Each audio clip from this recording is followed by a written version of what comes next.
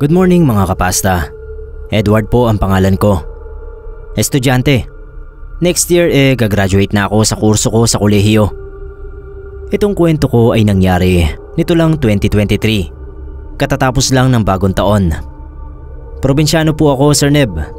Matagal na kaming nakatira dito sa barangay namin na napapaligiran ng malalawak na maisan at malapit sa isang malaking ilog na madalas na dayuhin ng mga taga-syudad tuwing summer. Dahil nga liblib, kailangan ko pang maglakad ng malayo palabas sa barangay namin para lang marating ko yung konkretong kalsada sa labas. Doon ako maghihintay ng tricycle papasok sa eskwelahan ko. Wala namang kaso sa akin yung ganon. Sanay na ako sa mga ganoong lakaran. Ang problema lang sa akin ay kapag maulan. Kasi bago pa man ako makasakay ng tricycle, makapal na yung putik sa sapatos ko. Madalas akong gabihin sa pag-uwi. Lalo pa ngayon taon kasi nga graduating. Maraming beses na kailangan naming mag-group study o kaya mag-practice sa iba pang pinapagawa sa amin sa school. Okay lang naman, hindi naman ako matatakutin kasi nga sinabi ko sanay na ako sa lugar namin. Parang almusal na sa akin yung mga kwentong aswang at maligno na naglipa na raw sa barangay. Hindi ako natatakot kasi sa buong buhay ko hindi pa ako nakakakita ng kahit anino man lang nung mga sinasabi nilang aswang na yan. Hanggang sa na-experience ko nga itong nangyari sa akin nito lang January 2023. Pagbaba ko sa tricycle, una ko agad napansin yung malakas na liwanag ng buwan. Paborito ko yung mga ganoong gabi kasi nga hindi ko na kailangan pang gumamit ng ilaw ng cellphone para makita yung daan. Puro maisa ng nasa kaliwa at kanan ko. Pagmamay-ari ng mga politiko sa lugar namin. Sumisipol-sipol pa ako habang naglalakad. Maganda yung mood ko kasi nga natapos na namin yung thesis na halos isang taon na naming nire-revise. Nakarinig ako ng mga yapak mula sa kung saan. Siyempre nilingon ko yun. Baka ako kakilala ko. Nasa gitna ng maisan yung gumagalaw. Kitang-kita ko yung paghihiwalay ng maisan habang naglalakad yung kung sino man ang nasa gitna. Nagtaka ako kasi kung may tao man doon, dapat kita ko. Maliban na lang kung aso yon. Nakarinig ako ng tawa. Pambatang tawa. Batang lalaki. Balak ko sanang sawayin yung bata kasi nga gabi na. Delikado. Ang dami pa namang ahas na nakatambay sa maisan, lalo na kapag gabi. Lumapit ako. Hinawi ko yung mga nagtataasang mais. May bata nga, Sir Neb. Abot bewang ko yung taas niya. Nakatingin sa akin. Sobrang itim ng balat niya. Parang Black American na bata. Walang suot na damit. Magsasalita na sana ako nung bigla siyang tumakbo papunta sa gitna ng maisan. Napamura ako pero sinundan ko pa rin yung bata. Iniisip siguro ng bata na nakikipaglaro ako. Habang tumatakbo, sumisigaw ako at tinatawag ko siya. Hanggang sa nakarating kami sa dulo ng maisan. Ramdam ko na yung putik sa mga sapatos ko pero hindi ko ininda yun. Ang iniisip ko lang ay yung kapakanan ng bata. Baka kung anong mangyari sa kanya. Sinundan ko yung bata hanggang doon sa masukal na mga puno. Tsaka ko naalala na bangin ang dulo ng mga puno na yon. Mas binilisan ko yung takbo. Pagdating sa dulo, nakatingin sa akin yung bata. Nakangiti. Sa pagkakataon na yun na ako nakaramdam ng takot. Pula na yung mga mata ng bata. Napansin ko rin na imbis na 5, 3 lang yung daliri niya sa kamay. Dahan-dahan akong umatras kasi nare-realize ko na hindi normal yung batang sinundan ko. Tumalikod yung bata. Bigla siyang tumalon pa ibaba sa bangin kung nasaan yung rumaragasang ilog. Hindi ko na alam kung paano ako nakauwi nung gabing yon. Parang namanhid talaga ako sa takot. Pagdating sa bahay, hindi ko na nagawang kumain. Wala pa akong ibang pinagkwentuhan itong story maliban dito sa channel. Ewan ko, baka kasi tawanan lang nila ako.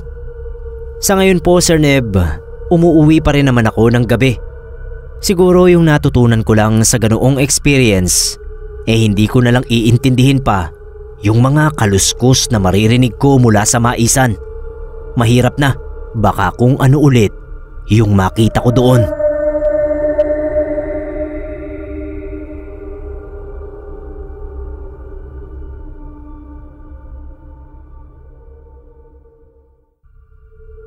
Good evening, Sir Neb. Ito pong kwentong pinadala ko sa inyo ay nangyari noong elementary pa lang ako sa probinsya namin sa Bicol. Matagal ko na pong gustong ipadala itong kwento, pero ngayon lang nagkaroon ng day off. 10 years old ako noon at grade 4. Buong araw ang klase namin, mula umaga hanggang alas 5 ng hapon kung tama ang alala ko. Minsan may mga time na gabi na ako nakakauwi sa amin dahil sa flag ceremony. Sa bundok din po kasi kami nakatira noon, kaya mahaba-haba ang nilalakad ko. Madalas ko naman pong kasama yung pinsan kong si Jack kapag umuwi noon, kaya hindi ako natatakot kahit papano. Pero nung time na mangyari ito, wala akong kasabay. Hindi kasi nakapasok si Jack dahil nagkasakit. Kapag maaga kaming nakakauwi noon ng pinsan kong si Jack, ay hindi kami dumadaan sa tinatawag naming shortcut. Masyado kasing mapuno at walang kabahay-bahay, kaya kinatatakutan na daanan ng marami. Dumadaan lang talaga kami doon kapag no choice kami o yung mga panahong gagabihin na kapag hindi yung regular na daan ang dadaanan mo. So ito na nga, katatapos lang ng flag ceremony. Madilim na yung langit dahil parang may paparating na ulan. Nagpasya ako noon na dumaan sa shortcut kahit wala akong kasamang pinsan. Nilakasan ko na lang yung loob ko dahil gusto kong makauwi ng maaga. Marami din kasi kaming assignment noong araw na yon, kaya no choice ako kundi magmadali para maabutan yung ilaw ng gasera. Sa totoo lang nakakahiyamang ikwento, wala kaming kuryente noon, Sir Neb. Gasera lang yung nagbibigay ng ilaw sa aming mga gabi, tapos tinitipid pa yung gas. Noong nakapasok na ako doon sa shortcut, nakaramdam agad ako ng kakaiba. Yung parabang may nagmamasid sa akin, tsaka may sumusunod sa bawat hakbang ko. Panay ang lingon ko noon sa likuran. Wala akong nakikitang sumusunod, pero palakas ng palakas yung tibok ng puso ko. Malakas kasi yung pakiramdam ko na may sumusunod sa akin na hindi ko lang nakikita. Nasa parte na ako na makakapal yung mga puno at mahahaba yung mga damo nung makarinig ako ng sunod-sunod na sitsit na hindi ko malaman kung saan nagmumula. Binilisan ko yung paglalakad dahil sa takot, pero nagpatuloy yung mga sitsit. Tapos ilang segundo lang ang lumipas ay may nagsalita na nagpalundag ng puso ko. "Bata," sabi ng boses. Mas binilisan ko ngayon yung paglalakad. Kahit malapit na akong maiyak sa takot, ay tinapangan ko yung loob ko.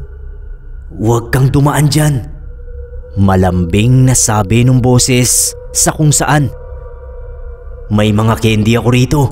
Gusto mo ba? Tara, halika rito." Kahit anong pang-aakit ng tinig ay hindi ko pinansin. Mabilis na yung paglalakad ko noon, pero panay pa rin ang lingon ko sa likuran ko. May naririnig na kasi akong mga yabag, mas mabibigat kaysa sa akin. Mga nagmamadaling yabag na parabang tumatakbo papalapit sa akin. Kung saan nagmumula, hindi ko nalaman. Ang dilim-dilim kasi nung lugar at nagsisimula ng umambon. Nung malapit na akong makalabas sa shortcut, ay tuluyan na akong tumakbo. Nung lumingon ulit ako sa likod, ay may nakita akong lalaking nakatayo. Nakasuot ng punit-punit na puting t-shirt, nakashort na itim at may hawak na itak. Hindi na niya ako hinabol noong makalayo ako sa shortcut dahil siguro may mga bahay na. Kinuwento ko kay nanay at tatay ang tungkol doon sa lalaki at sa shortcut na dinadaanan namin ni Jack. Pinagalitan nila ako dahil kababae ko raw tao, pero kung saan-saan daw ako nagsusuot. Noong tanungin nila nanay kung ano yung itsura ng lalaking may hawak na itak, ay hindi ko na maalala. Para kasing palabo ng palabo yung itsura ng lalaki sa utak ko. Hindi na kami dumaan sa shortcut na yon mula nung makita ko yung lalaking may hawak na itak. Ang sabi nila nanay at tatay, mas ayos na raw na makauwi kami kahit madilim na, basta hindi kami mapahamak.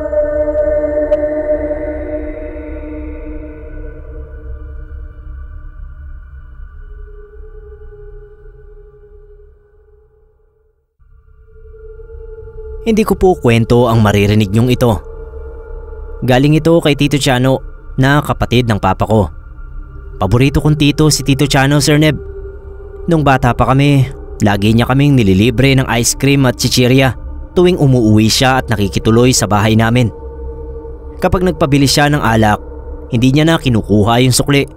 Sabi niya pang computer na lang daw namin ang matitirang barya. Galante talaga si Tito Chano. Siguro dahil na rin wala siyang asawa at anak. Isa rin sa mga gusto kong katangian ni Tito, mahilig siyang magkwento ng mga dati niyang experience sa buhay. Mga nakakatawang experience, malungkot, maaksyon, lahat yan may kwento si Tito. Isang beses, tinanong ko si Tito kung may nakita na ba siyang taong namatay sa harap niya mismo. Hindi agad nakasagot si Tito. Pero pagharap niya sa akin, tumangu-tangu siya. Tapos tinanong ako kung gusto ko raw bang marinig ang kwento nung nakita niyang lalaki na namatay. Siyempre sabi ko oo. Nung early 20s niya raw, napadpad siya dito sa isang lugar sa Cagayan kung saan magtatrabaho siya bilang caretaker ng isang poultry farm. Malaki raw yung farm. At sa labas ng farm na yon, ang napakalawak na maisan na pagmamay-ari rin ng may-ari ng farm. May kasama siya sa farm na yon, si Anjo, isang matandang lalaki na halos 5 years na raw nagtatrabaho doon sa farm na yon. Okay naman daw kasama si Anjo.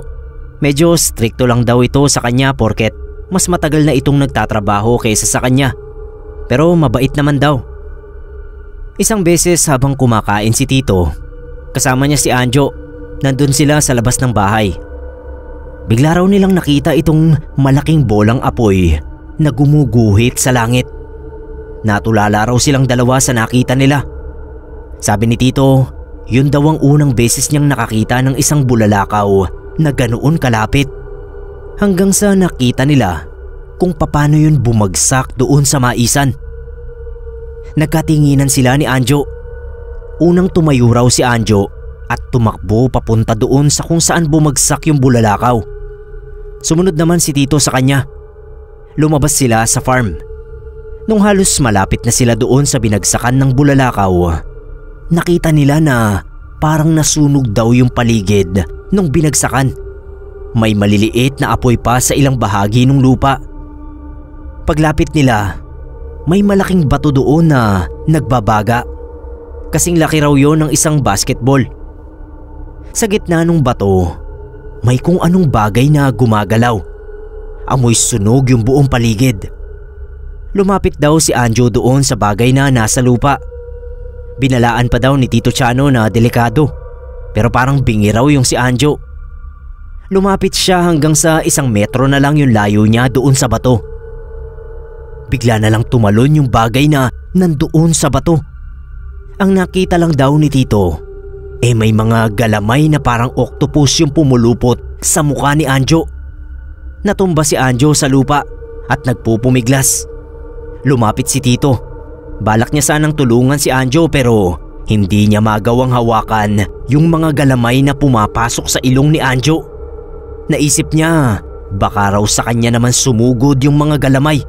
Dahan-dahan, nakita raw ni Tito na unti-unting humihinto sa paggalaw si Anjo. Ang ginawa ni Tito, tumakbo siya papunta doon sa mga kalapit na mga bahay. Sumigaw siya ng tulong. Nagsilabasan naman yung ilang mga kalalakihan sa bahay at sinundan siya nito pabalik. Sir Neb, patay na si Anjo nung balikan nila. Nakahiga na lang yun sa lupa. Hindi na gumagalaw. Yun daw ang unang tao na nakita niyang namatay sa harap niya mismo. Nung lumabas daw sa katawan ni Anjo yung mala-octopus na nilalang, sabay-sabay nila yung pinaghahampas hanggang sa hindi na gumagalaw yung nilalang na yon. Sabi ni Tito, kinaumagahan daw ay parang himalang nawala na lang yung batong bulalakaw doon sa maisan. Yung nilalang na pumatay kay Anjo, nilibing nila doon sa lupang yon. Halos 5 talampakan daw yung ginawa nilang hukay para masigurong malilibing talaga ito sa lupa. Makalipas yung 1 buwan, nag-resign na rin sa trabahong yon si Tito. Bumalik siya rito sa Maynila at dito na lang uli naghanap ng trabaho. Ilang araw din na hindi naalis sa isip ko yung kwentong yon ni Tito. Iniisip ko, ano kaya yung pumatay kay Anjo?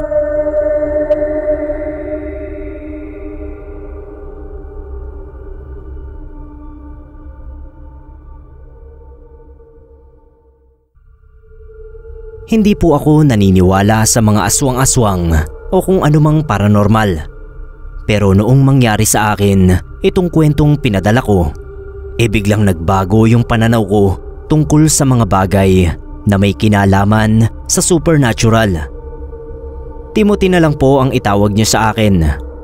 Ang kwento ko po ay nangyari noong naninirahan pa kami ng pamilya ko sa Maynila. Team leader ako noon sa isang call center. Ang schedule ko ay 11 to 7 a.m.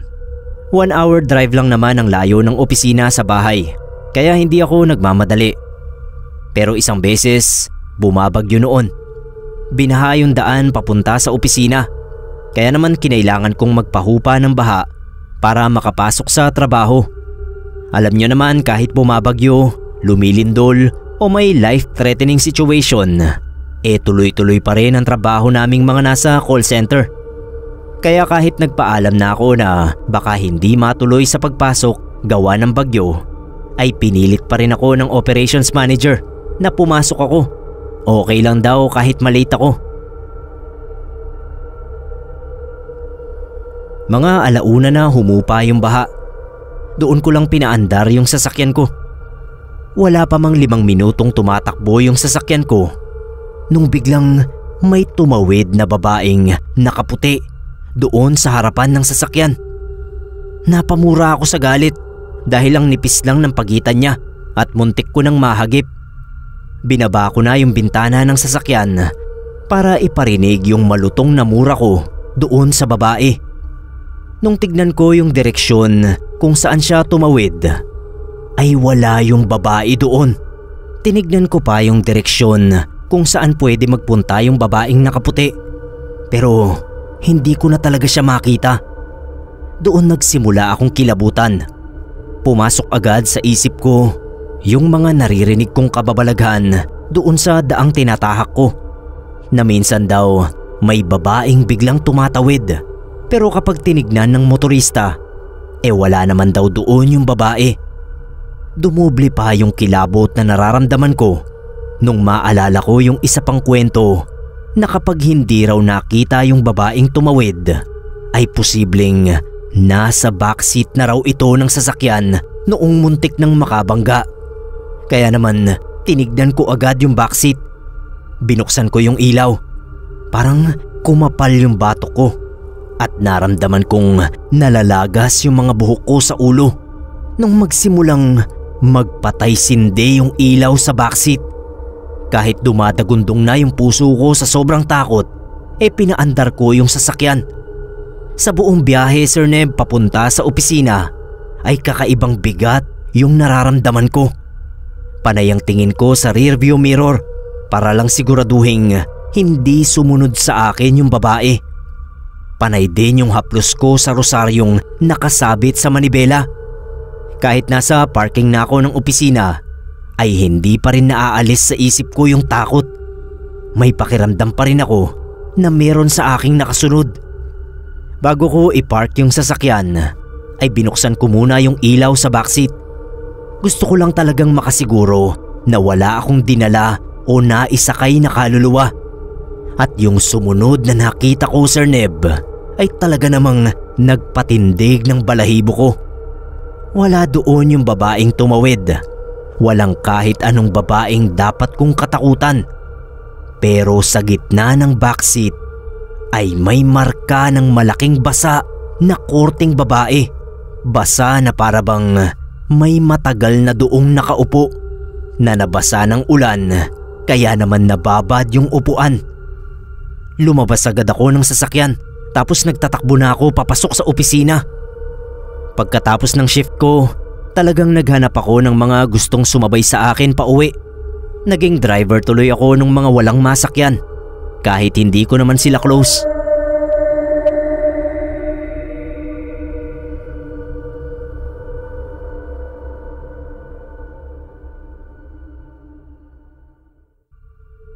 Hello mga kapasta.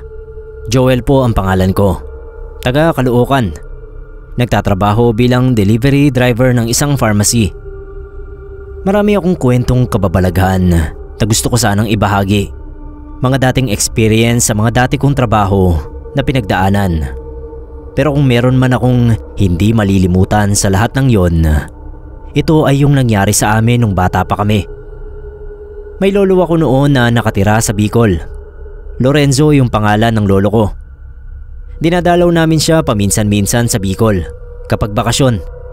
Sabi ni mama, yun na lang daw kasi ang hiling sa kanya ni lolo. Nadalawin naman daw siya nito tuwing may pagkakataon. Paborito ko talaga yung mga oras na umuuwi kami sa bahay ni lolo. Ang dami kong natutuklasan sa mga gamit niya. Medyo weird kasi ang daming maliliit na santo ni lolo. Mga likido sa garapon na iba-iba ang kulay. Ginagamit niya yung mga ito sa panggagamot na isa pa sa mga paborito kong panoorin noon. Parang doktor si lolo. Dinadayo pa nga siya ng ilang mga taga Maynila para magpagamot. Kapag 3:00 ng hapon, lagi kaming sinasama ni lolo na magpipinsan sa kwarto niya para magdasal. Sabi niya yun daw kasi ang pinaka makapangyarihang oras para magdasal. Nasaksihan ko yung totoong kapangyarihan ni lolo at kung paano siya manggamot nung minsang may mangyari sa nakababata kong kapatid na si Janjan. 5:00 yun ng hapon. Naglalakad-lakad kami ni Janjan nung makakita kami ng sobrang laking ibon doon sa maisan. Nagtago kami sa gilid ng puno. Ang hindi ko alam, pumupulot na pala ng bato si Janjan. Binato niya yung ibon. Nadaplisan lang yung ibon kaya naman agad lumipad pa itaas. Tumawa ng malakas si Janjan. Sabi niya sa susunod daw na makakita siya ng ganoong klaseng ibon ay hindi na siya magmimintis. Kinagabihan noon, Sir Neb, umiiyak na si Janjan. Hawak niya yung kaliwang binti niya at sabi niya sobrang sakit daw. Parang may pumupunit sa laman niya sa loob. Kinabukasan, parang namagang bukol na yung kaliwang binti ni Janjan. Halos hindi na siya makalakad. Hindi na alam nila mama kung anong gagawin. Dadalhin na sana namin siya sa ospital pero pinigilan kami ni lolo. Sabi niya alam niya raw kung paano yun gagamutin. Pinuntahan namin yung maisan kung saan binato ni Janjan yung ibon. Kumuha ng parang arena si lolo sa bulsa niya tapos gumawa ng bilog. Sa loob ng bilog, naglagay siya ng mga bagay na hindi ko alam kung saan galing. Maliit na mga sanga na kulay berde, dahon na may kakaibang hugis, tapos parang buhok ng isang tao. Kumuha siya ng kutsilyo, tapos sinugatan yung dulo ng daliri niya. Tsaka niya yun pinatulo doon sa loob ng bilog. Bigla akong naramdaman yung malakas na hangin na parang lumabas doon sa bilog sa lupa. Tsaka na nagdasal si lolo, pero hindi normal na dasal ang sinasabi niya. Ibang lengguwahe ang mga binibigkas niya. Ilang minuto pa, nakita ko na dumating mula sa itaas yung ibon na kamukhang kamukha nung binato ni Janjan. Lumapag yun doon sa bilog na nasa lupa. Nakatingin kay lolo yung ibon. Si lolo naman nakatitig din sa ibon. Walang gumagalaw sa kanila. Parang nag-uusap sila gamit lang ang utak. Kasi paminsan-minsan ay tumatango si lolo. Halos kalahating oras din akong naghintay hanggang sa may kinuha si Lolo sa bulsa niya. Kwadradong bagay na nababalot ng dahon ng saging. Nilahad ni Lolo yon sa ibon at agad naman itong tinuka ng ibon at saka lumipad na paitaas. Pagharap sa akin ni Lolo, sabi niya umuwi na raw ako dahil magaling na si Janjan. Nakita ata ni Lolo yung pagtataka sa mukha ko dahil nga sa mga nakita ko. Sabi niya may nagalit daw kasing engkanto na nag-anyong ibon. Kinausap niya yon at humingi siya ng tawad sa nagawa ng kapatid ko. Bilang kapalit ay kinailangan niyang magbigay ng kayamanan sa ibon. Yun na raw nakalagay sa dahon ng saging ang kayamanan na kailangan ng ibon. Umuwi na raw ako at kahit anong mangyari ay wag na wag kong ikukwento sa kanila ang nakita ko. Tama nga si Lolo. Nung pumasok ako sa bahay, nakakalakad na si Janjan. 2 taon matapos yon ay namatay din si Lolo. Sakit sa baga dahil sa hindi mapigilan na paninigarilyo.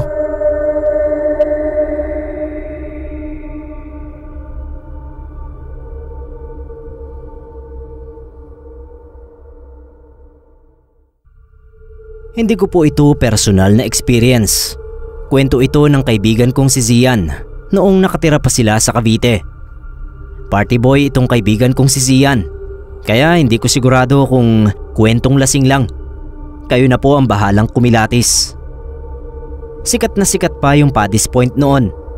Si Zian daw pati yung 2 pa niyang kaibigan madalas noon magpadis sa Alabang. Doon daw sila sa isang padis. Hindi ko na maalala kung saan banda pero ang natatandaan ko Paddy's Point daw ito na hindi sa loob ng Star Mall Alabang. Gustong gusto raw nilang magkakaibigan doon sa padis dahil madalas silang nakakapag-uwi ng chicks. Pakiramdam nga raw noon ni Zian ang pogi-pogi niya dahil halos every weekend ay iba-ibang chicks ang natitikman niya. Kung ako ang tatanungin, hindi naman talaga pogi si Zian. Nagkataon lang po na may sasakyan kaya madalas bumigay yung mga chikas na nakakasalamuhan nilang magbabarkada. Minsan isang gabing walang inuwing chick si Zian dahil tinigilan niya muna yung pambababae. Kasi nga nagkabutlig daw siya sa ari. Dumaan daw siya noon sa Daang Hari. Sa mga hindi nakakaalam, yung Daang Hari ay kilalang tapunan ng mga bangkay noon. Habang binabagtas ng sasakyan niya yung daan, nagbagal daw ng takbo si Zian. Dahil malayo pa lang ay natatanaw niya na may puting sakong gumagalaw sa gitna ng kalsada. Binagalan niya yung takbo para hintuan yung sako. Noong makita niya pa lang daw yung sako, ay nakaramdam na siya agad ng pag-aalala. Pakiramdam niya raw ay buhay pa yung nasa loob ng sako. Nung hininto niya yung sasakyan sa tapat ng puting sako, bigla raw kinilabutan si Zian. Kasi unti-unti raw na may kumalat na dugo doon sa bunganga ng sako. Nagmamadali raw siyang binuksan yung sako. Sa pag-aalalang nag-aagaw buhay na yung nasa loob nun. Pagkabukas ng sako ni Zian ay umalingasaw daw yung amoy ng nabubulok na laman. Naghalo raw yung amoy ng patay na daga at bulok na isda. Tatawag na sana si Zian ng pulis nung gumalaw ulit yung nasa loob ng sako. Unang lumabas sa bibig ng sako ay nabubulok na kamay ng tao. Alam daw ni Zian na nabubulok na dahil kitang-kita niya raw yung kumpol ng uod sa likod ng palad ng kamay na lumabas. Nung makalabas yung ikalawang kamay nung nasa loob ng sako, ay gumapang daw ito hanggang sa tuluyan ng makalabas yung buong katawan sa puting sako na noon ay nababalot na ng dugo. Yung itsura daw nung lalaking lumabas sa sako ay malala na yung pagkakaagnas ng katawan. Pinagpepiestahan na rin daw ng mga uod yung natitirang laman nito. Mabagal daw itong gumapang papunta kay Zian na noon ay naninigas na. Humawak daw yun sa paa niya, pagkatapos ay sa tuhod, tapos ay sa laylayan ng short. Tulungan mo ko! Pagod na ako dito. Sabi raw nung lalaking lumabas sa loob ng sako. Pagkasabi daw noon ay unti-unti raw nalagas yung katawan ng lalaki. Naging parang usok at dahan-dahang nawala. Napasigaw si Zian dahil sa sobrang takot. Nung tignan niya ulit yung kinaroroonan ng sakong nababalot ng dugo, ay wala na raw ito sa kalsada. Nagulat pa raw si Zian dahil nung gagalaw na siya ay hindi niya maiatras yung mga paa niya. Yun pala ay nakadikit na yung puwet niya sa hood ng sasakyan. Nagmamadali siyang sumakay pabalik sa kotse niya. Pinaharurot niya yung sasakyan. Nung tumingin siya sa side mirror ay nasa daan na naman yung puting sako.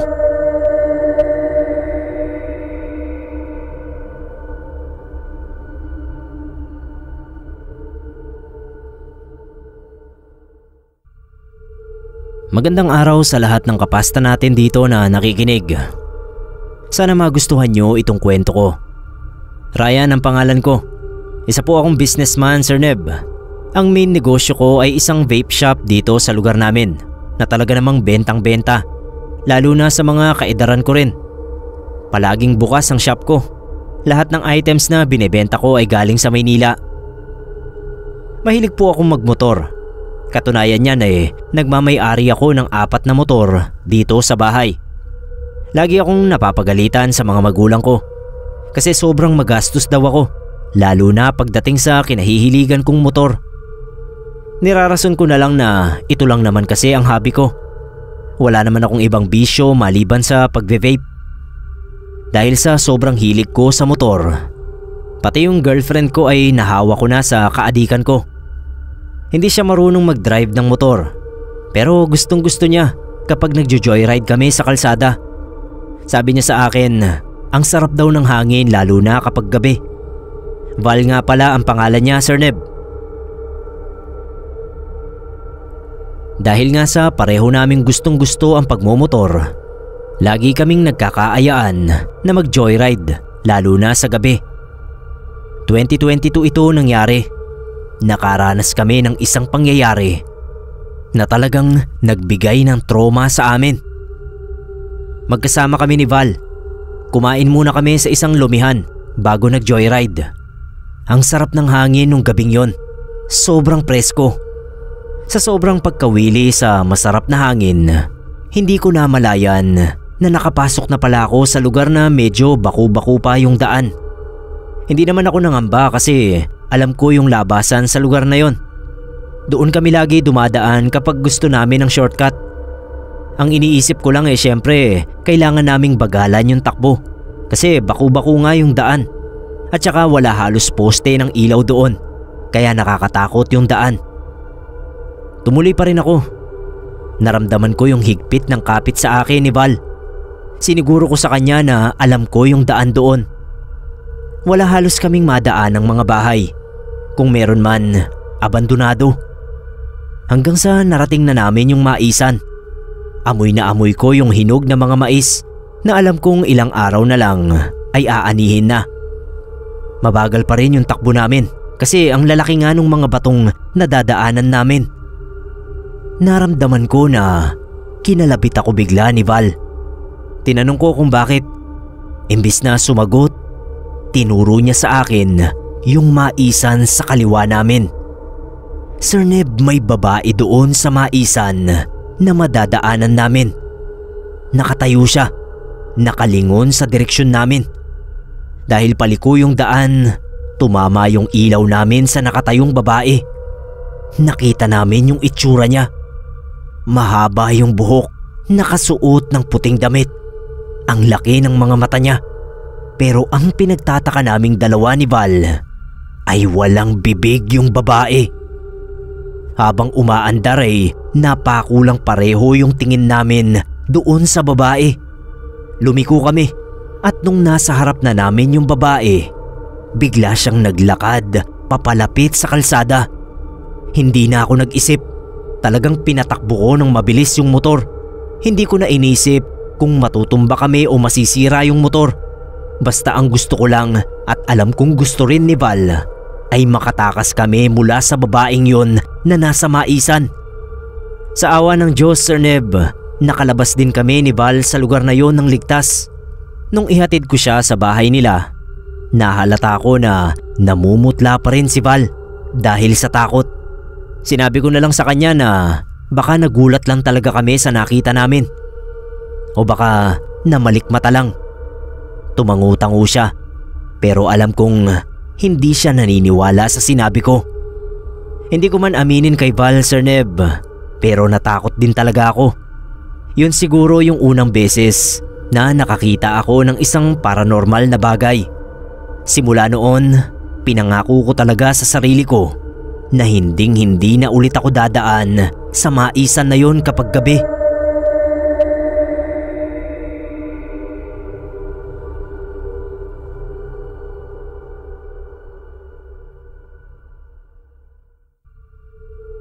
Itong kwentong pinadala ko sa Pinoy Creepypasta ay karanasan ng Tito Jano at Tita Imelda ko. Ito pong nakakatakot nilang experience ay nangyari daw noong minsang magpunta sila sa Tagaytay. Hindi ko masyadong tanda ang detalye noong daan, pero ang sabi ni Tito Jano ay galing daw silang Laguna noon at papatagos daw sila sa isang shortcut papuntang Tagaytay. Buntis si Tita Imelda noon sa panganay nilang anak na si Kuya Cesar. Nagkikrave siya ng mainit na bulalo na mabibili sa Tagaytay. Kaya naman ginising niya yung asawang si Tito Jano na noong araw na yon ay nataong walang pasok dahil Sabado ng gabi. Sinabi daw agad ni Tita Imelda yung cravings niya. Game na game naman daw si Tito Jano dahil unang ang anak nila yung pinagbubuntis ni Tita, kaya ayaw niyang ma-disappoint yung asawa niya. Sinakay niya raw noon yung asawang 3 months old ng buntis sa kanilang kotse. Ayaw niya kasi itong maiwan sa bahay nila sa takot na baka atakihin ng aswang. Yes po, tama ang basa niyo, Sir Neb.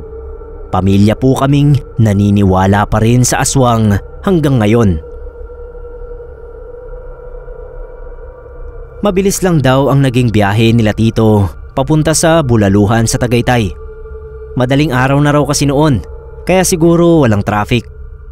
Pero noong pabalik na raw sila sa bahay nila sa Laguna, ay doon na raw nagsimula yung kababalaghang naranasan nila.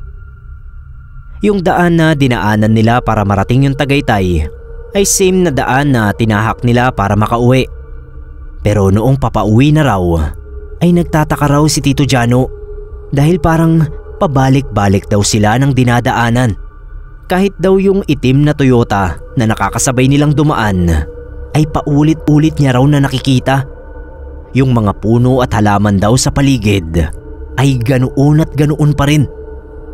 Ninervyos na noon si Tito Jano kasi alam niya na raw na naliligaw na silang mag-asawa. Ang nakakapagtaka nga lang sa pagkakaligaw nila ay parang hindi sila nakakaalis doon sa daang tinatahak nila dahil pabalik-balik lang sila. Sasabihin na raw sana ni Tito Jano kay Tita na magbaliktad na sila ng damit na mag-asawa nung muli raw nilang makita yung itim na Toyota. Doon na raw nagtaasan yung mga balahibo nila kasi noong tignan daw nila yung loob ng kotse ay wala raw tao sa loob. Parang ghost car daw siguro yun. Nagsuggest si Tita na sundan daw nila yung sasakyan pero nag-alangan si Tito. Kaya ang ginawa na lang nila yung unang bagay na naisip ni Tito Jano, ang magbaliktad ng kanilang mga damit. After nung pagbabaliktad nila ng damit, hindi na nila ulit nakita yung itim na Toyota. Iba na rin yung nakikita nilang mga puno at halaman noong muling patakbuhin ni Tito yung sasakyan. Laking pasasalamat daw nila sa Diyos at nakauwing ligtas silang mag-asawa. Noong tanungin ni Tita si Tito Jano kung bakit hindi nito sinundan yung Toyota, ay sinabi ni Titong natakot daw siya kasi nga walang driver sa loob yung sasakyan. At ang isa pa raw na kinatakot niya ay baka dalhin sila sa kung saan. Pupwede raw na kung sumunod sila ay baka sa bangin sila napunta at kung minalas-malas ay mapabilis ang kanilang kamatayan.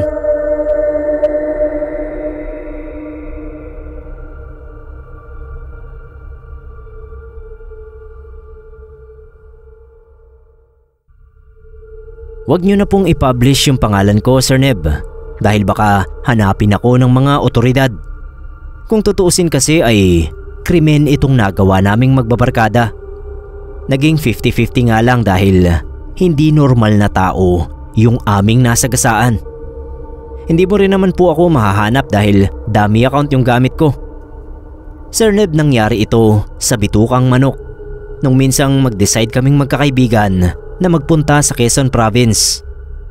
Madilim at malubak noon yung mga daang dinadaanan ng sasakyan namin. 4 kaming magkakasama. Ako na nagdadrive, yung girlfriend kong si Mika na nasa front seat, pati na yung 2 kong matalik na kaibigan na sina Elvis at Bingo. Probinsya talaga ni Elvis yung sadya namin dahil matagal na raw siyang hindi umuuwi. Eksakto naman daw na long weekend kaya kinapalan niya na yung mukha niya at nakiusap sa akin na nagmamay-ari ng sasakyan. Siya na raw yung bahala sa gas at pagkain namin pagdating sa kanila. Piyesta naman daw kaya hindi namin kailangang gumastos dahil maraming araw makakainan. Noong mga 2:00 na ng madaling araw, nakakaramdam na ako ng antok. Kaya nagsabi ako kay Elvis na siya na muna yung mag-drive. Pumayag naman siya habang paulit-ulit niyang sinasabi sa akin na hindi siya magaling magmaneho at wala pa siyang lisensya. Inassure ko na lang siya na ako ang mananagot kung sakaling may mangyari. Nung makapagpalit kami ng upuan ay sinabi ko kay Elvis na matutulog muna ako. Pinagkatiwala ko sa kanya yung sasakyan. Sinabihan ko rin si Mika at Bingo na kausapin si Elvis para hindi antukin habang nagmamaneho. Hindi pa man lumalalim yung tulog ko ay ginising na ako ng sunod-sunod na yugyug ni Bingo. Pare, gumising ka muna. Yun lang ang naiintindihan ko sa sinasabi niya. Ilang segundo pa ang lilipas bago ko naintindihan ang sinabi ni Bingo. Pare, may nasagasaan tayo. Gumising ka. Kitang-kita ko yung panik sa mukha ni Bingo habang ginigising ako. Yung itsura nila ganito. Si Elvis nakahawak lang sa manibela. Si Mika naman ay nakahawak ang 2 kamay sa pisngi na halatang na-shock din sa nangyari. Tinanong ko agad si Bingo kung anong nasagasaan ni Elvis na hindi pa rin umiimik nung mga oras na yon. Baboy daw. Sinilip ko agad yung harapan ng sasakyan. Naka-high beam yung ilaw. Nanlaki yung mga mata ko nung makita ko yung baboy ilang hakbang ang layo mula sa sasakyan. Bakit kayo natatakot? Baboy lang yan oh. Hanapin na lang natin yung may-ari para mabayaran natin. Medyo kalmado yung boses ko nung sinabi ko yon para rin bumalik sa wisyo yung mga kasama ko. Si Elvis ang unang nagsalita. Sigurado ka bang normal na baboy lang yan? Habang tinuturo niya yung baboy na nasisinagan ng ilaw ng kotse. Tignan mo nga oh, ang laki at itim na itim pa. In-start na ulit ni Elvis yung sasakyan. Nagkatinginan kaming 3 nila Mika at Bingo. Bayaran na lang natin yung baboy pre, sabi ko kay Elvis. Pero pinatakbo niya na yung sasakyan. Masama daw talaga yung kutob niya. Pakiramdam niya raw ay aswang yung nabangga namin. Pagkasabi noon ni Elvis ay mabilis kaming lumingon ni Bingo sa likod ng sasakyan. Sigaw kami ng sigaw, Sir Neb, dahil nakita namin ni Bingo na bumabangon na yung malaking itim na baboy. Naramdaman kong pinaaatungal ni Elvis yung sasakyan. Si Mika naririnig kong umiiyak na. Paulit-ulit niyang sinasabi kay Elvis na bilisan pa ang pagpapaandar. Kami naman ni Bingo nakatingin lang doon sa itim na baboy na humahabol sa amin. Namumula na yung mga mata ng baboy sa galit. Kitang-kita ko rin yung makapal na laway sa bunganga ng hayop. Sa mga sandaling yon ay iniisip kong parang hindi naman naapektuhan ng sagasa yung malaking baboy. Naisip ko rin na ano kaya ang nangyari sa aming magkakaibigan kung bumaba ang isa man sa amin. Nung lumayo na yung agwat namin sa baboy ay tsaka ko lang inalis yung pagkakatingin ko sa likurang bahagi ng sasakyan. Si Bingo nakatuon pa rin yung atensyon doon sa dinaanan namin. Mahigpit yung kapit niya sa braso ko habang sinasabing, Naging tao yung baboy, pre. Nakita ko. Naging tao siya bago tayo nakalayo. Tumingin ako sa daang iniwanan namin sa huling pagkakataon. Wala na doon yung baboy. Nagpasalamat talaga ako na wala nang humahabol sa amin. Si Bingo mukhang dinala yung takot hanggang sa piyestahan. Hindi kasi siya kumain ng paborito niyang lechon.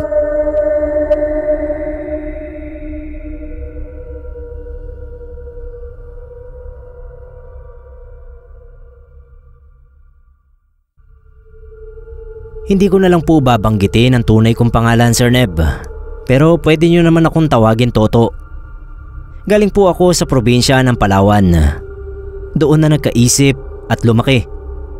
Malaki ang pamilya namin doon. 8 ang naging anak ni na lolo at lola na orihinal na taga rito sa Palawan. At isa lang ang ibig sabihin nun. Marami kaming maghahati-hati ng maiiwan nilang maisan. Malaki yung maisan. Isa sa pinakamalaki sa lugar namin. Nung mamatay sina lolo at lola, doon na nagkaroon ng konting lamat yung masaya naming angkan. Siyempre ang dahilan ay dahil sa hatian ng lupa.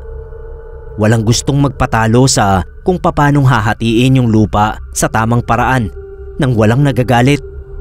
Lahat gustong makalamang. Kahit kami rin pinipilit namin ang mga gusto namin. Umabot sa puntong nagkaroon kami ng alitan ng pinsan kong si Banong. Mas malaki sa akin itong si Banong. 2 taon ang tanda niya sa akin. Isang beses nagkasabay kami sa inuman.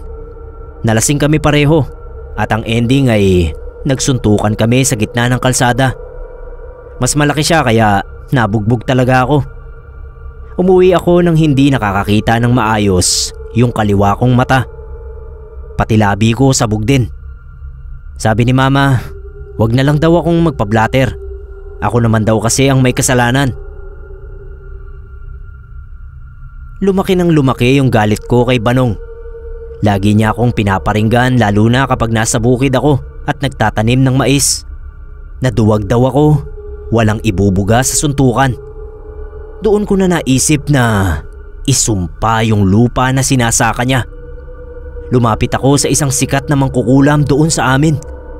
Nagpagawa ako ng tinatawag na buhi. Isang nilulutong sumpa na gawa sa kung ano-anong bagay na galing sa mga patay na hayop. Binabalot yon sa itim na tela. Ang gagawin lang ay itatanim ito sa lupa na gusto mong isumpa at kahit anong gawin ng magsasaka sa lupain niya, kapag may buhi sa ilalim noon ay hinding-hindi na ulit siya mabubuhayan ng pananim. Mahal yung presyo ng kulam na yon, pero wala na akong pakialam. Tinanim ko yon sa lupa na parte ni Banong. Tapos umuwi na ako sa bahay na pangiti-ngiti pa. Isang hapon, papunta si Banong sa maisan niya para magtanim. Nung bigla na lang nagwala yung nakataling kalabaw na pagmamay-ari niya. Nakatakas yun sa tali. Tumakbo sa direksyon ni Banong na nakatalikod. Tsaka sinuwag ng kalabaw yung likod niya. Tumagos ang sungay sa puso ni Banong na agad kinamatay ng pinsan ko. Nung mabalitaan ko yon, naisip ko agad yung buhi. Pinuntahan ko yung mangkukulam. Sabi niya sa akin, ganoon daw talaga ang epekto nun. Nagbibigay ito ng sumpa sa lupa kung saan ito nakatanim. Hindi lang nito pinapatay lahat ng mga tanim. Sinusumpa rin daw nito ang mga nilalang na nakatungtong sa lupa na yon. Ibig sabihin, ako ang dahilan kung bakit namatay si Banong. Sa sobrang pagkagilty ko, hindi na ako dumalaw sa puntod niya. Lumuwas ako ng Maynila, dala lang ay 4,000 sa bulsa ko. Sabi ko, kung ano man ang mangyari sa akin sa Maynila, malamang ay karma ko na yon sa kasalanan ko na iniwan ko sa Palawan. 15 years na po ang nakakalipas nang mangyari yon. Nandito pa rin ako sa Maynila. at hindi pa rin umuuwi sa probinsya namin. Dito na ako nakahanap ng trabaho at sarili kong pamilya. Pero paminsan-minsan, binabangungot ako sa mga alaala mula sa probinsya namin sa Palawan. Sinasabi ko na lang sa sarili ko na yun na siguro ang karma para sa kasalanan na nagawa ko.